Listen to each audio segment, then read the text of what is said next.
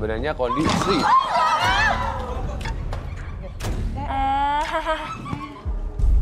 Kenapa dia?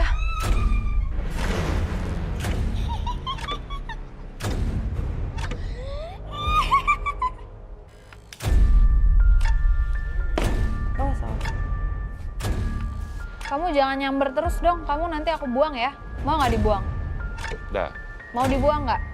Ya, Kalau nggak jangan nyamber-nyamber. Alicia!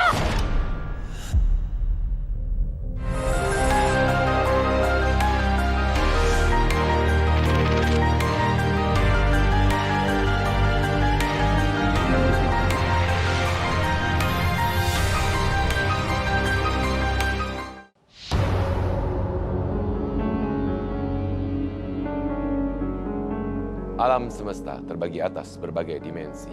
Dimensi nyata bagi kita manusia juga dimensi tak kasat mata yang hidup di sekitar kita. Mereka hanya terpisah oleh tirai setipis sutra dan rentan menyeberangi alam kasat mata. Menunggu momentum, menanti lengah para medium.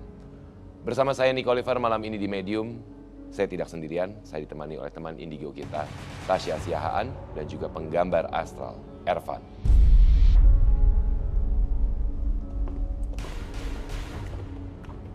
Selamat malam Tasya, Ervan.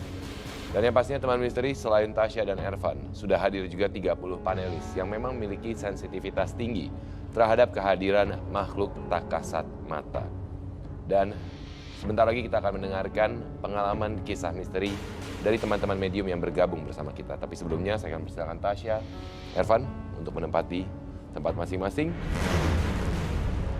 Dan saat ini saya akan segera mengundang medium selebriti kita untuk membagikan pengalaman misterinya. Malam ini saya akan mengundang Alicia Chestaro.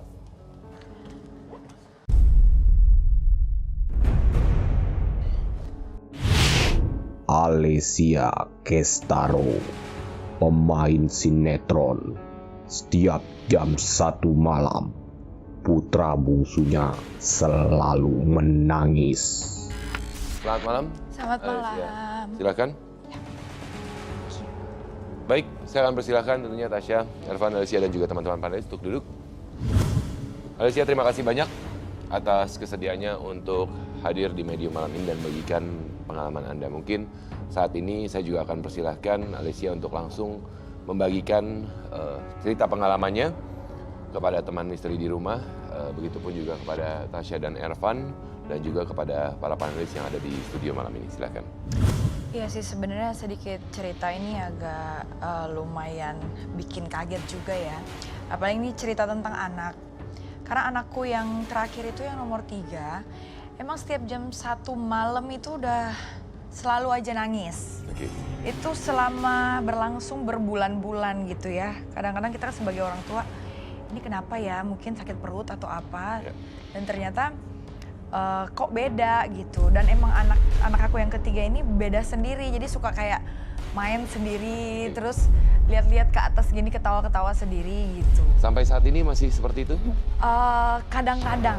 Saat ini usia anak ketiga sudah berapa? Sudah 2 tahun. 2 tahun ya? 2 Oke. tahun. Terus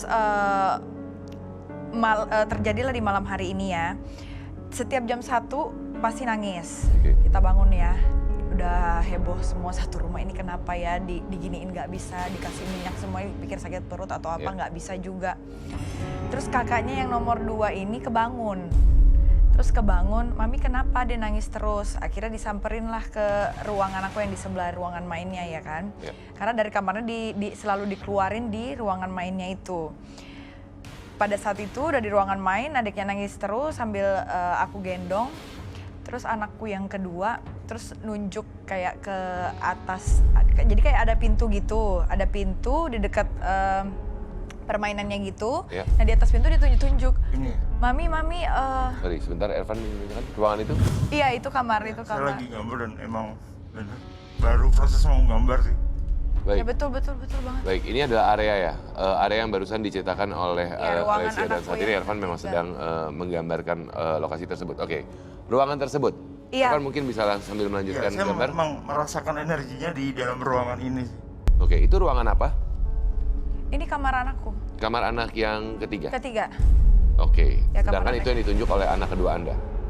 Iya, maksudnya di sini dia nangis kan di Iya. kamarnya. Akhirnya kita keluarin dari kamar karena Oke. mungkin kita pikirnya mungkin kita keluarin dulu deh dari kamar karena nggak tenang-tenang kan di kamar nangis-nangis terus akhirnya itu. Terus udah kakaknya kebangun, akhirnya ke sebelah ruangan anakku yang ketiga ini. Terus dia nunjuk-nunjuk, mami itu ganggu ade, itu apa? Itu apa? Warnanya putih-putih mami, panjang, jangan ganggu adek aku ya gitu. Ya. Padahal itu jam 1 malam gitu. Iya itu memang dari tadi sih aku lihat sebenarnya ada kuntilanak. Jadi bentuknya tuh kuntilanak perempuan, tinggi, mukanya rusak sebenarnya. Cuman dia senang sama anak yang terakhir ini. Jadi kadang-kadang diajak main, kadang-kadang dimarahin, dipelototin. Ah, serius? Nah ada di belakang situ sebenarnya, tapi dia belum ngomong kerjaan. Dari tadi tuh cuman diem terus senyum.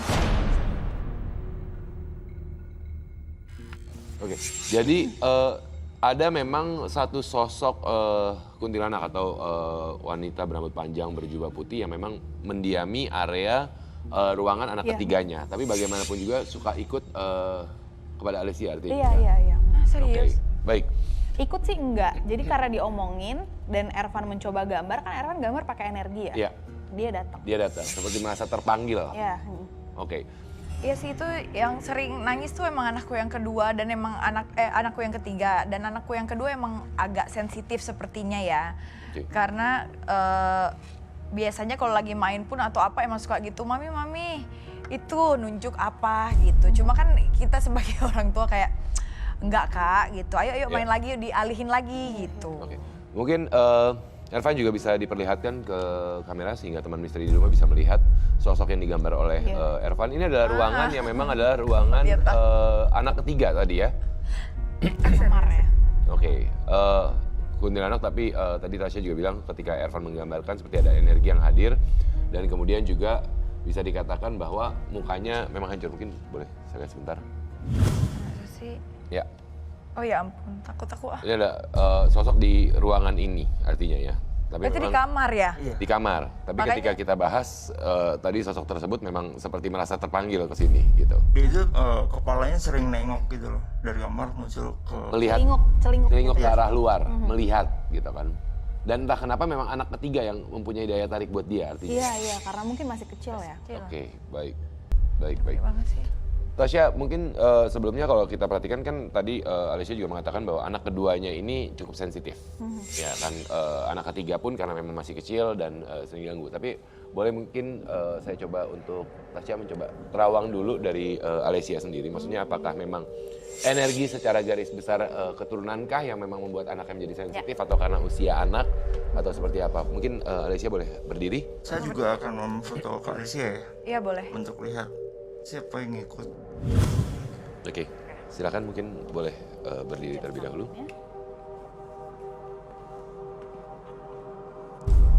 Kak Alicia ini juga sebenarnya kecilnya juga bisa lihat-lihat ya. Kok tahu sih?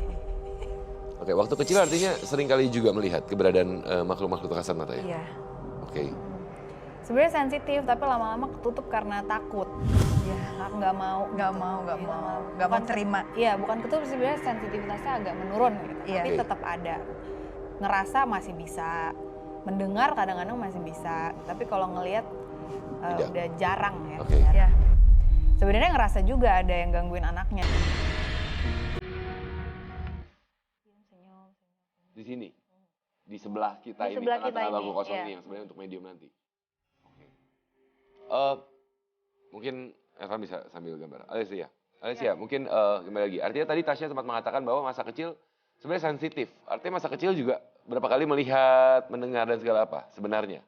Iya sih sebenarnya. Kalau kata orang apa sih indigo ya? Ya.